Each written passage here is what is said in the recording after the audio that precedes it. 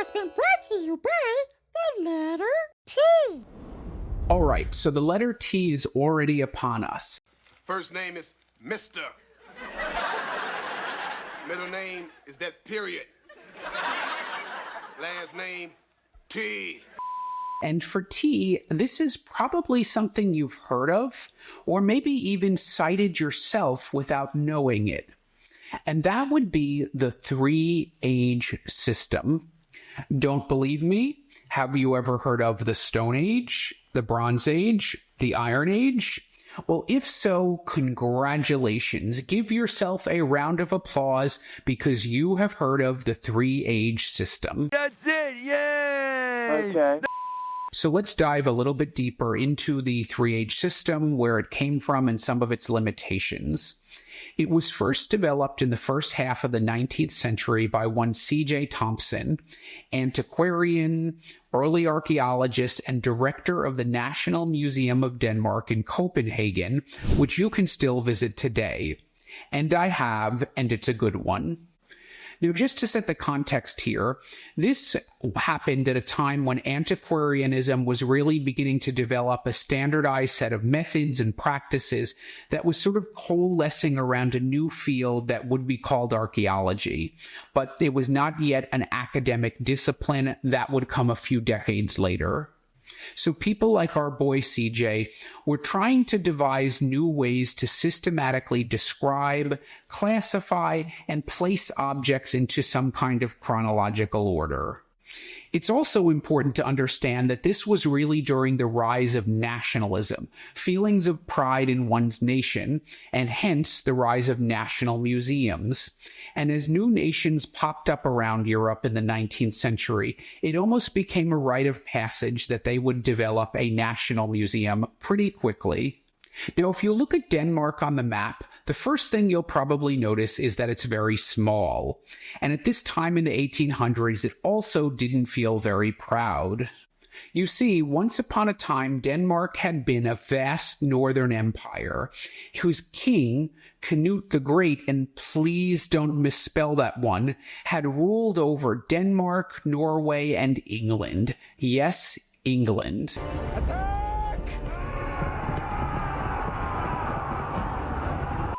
Well, things more recently, not so much.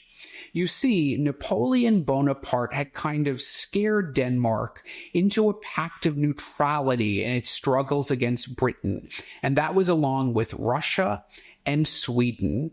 And the Brits did not take too kindly to that. So they attacked Copenhagen not once, but twice, in 1801 and 1807, stealing a lot of the Danish fleet to begin with, and then in the second instance, burning down a lot of the city. And after Napoleon eventually fell, the Danes lost control of Norway to Sweden, and the nation, once the preeminent maritime power, was defeated and humiliated. So they couldn't really look to that recent history for the highlights in the exhibition at the National Museum. But one thing Denmark does have in spades, and they still excavate it and present it probably better than anyone else, prehistoric stuff.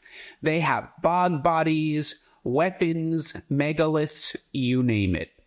So naturally, this is what Thomsen mostly featured in the museum, and when he published the guidebook to the museum in 1836, he proposed breaking up the collection into three periods: stone, bronze, and iron, each of which represented a major technological advancement in prehistoric times. Now, this was all actually very on brand, because at the time, philosophically, the idea of technological progress was all the rage, and antiquarians also were just beginning to get interested in organizing stuff through detailed seriations. So Thomsen's system caught on. Now, that's not to say the system was without its critics. For example, some people pointed out that other materials like glass occurred throughout all the different ages that Thomsen named. However, for Thomsen, these other items, like glass, had trends demonstrably over time that actually allowed them to fall neatly within the three different ages: stone, bronze, and iron. So for this particular example, glass, Thomsen responded that yes, he could find it in the Iron and the Bronze Age, but he could only find glass bowls in the Iron Age. So therefore, even though it's not mentioned as a title to one of the ages, it still could fit neatly within them. Oh no, he didn't. So despite its imperfections, the timing was right. The three-age system just took off, warts and all.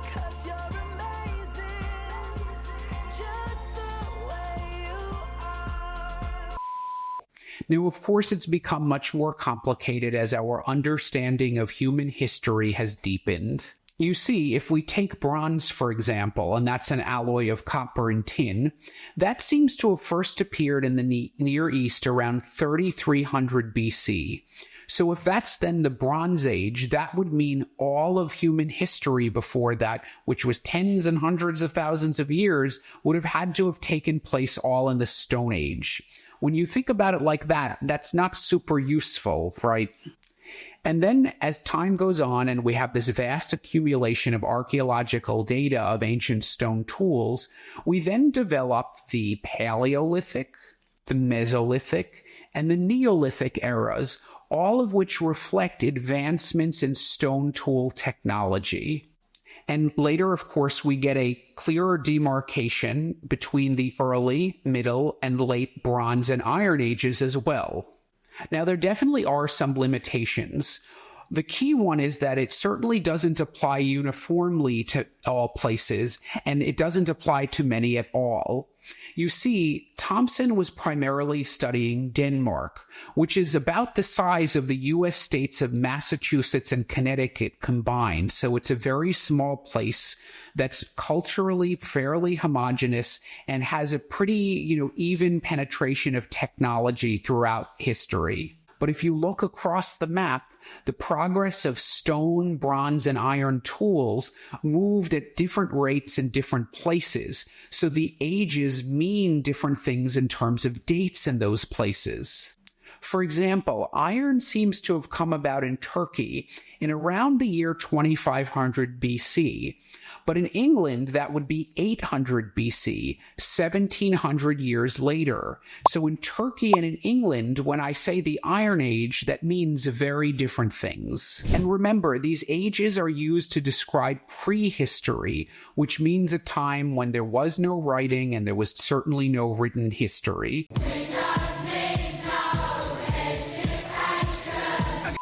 So once we have that history, we enter the historic age, and these ages of stone, bronze, and iron are no longer needed. We have written history to basically give us some understanding of what was going on. However, in the Near East, like Egypt and in Greece, writing far predated the Roman Empire. So you really just hear about the Bronze Age, and then we go right into the historic period, which gives us a better sense of what was going on. You don't really hear about the Iron Age in these places. Or how about Sweden and Norway, which really didn't have much direct interaction with the Romans? There, the Iron Age is considered to have lasted till about 800 AD and only ended with the rise of the Vikings in the Age of the Vikings, which is sort of equivalent to the early medieval period in the rest of Northern Europe. Or in places like the Americas and Australasia, they didn't even have iron before the Europeans arrived, so the system is totally useless there. So the three-age system is really only applicable to Europe and some of the areas on its periphery. And yet, despite its flaws, archaeologists and historians still find it a very useful system to speak generally about the history and chronology within specific areas. So there you have it. The three-age system. It remains the standard until today, despite its imperfections.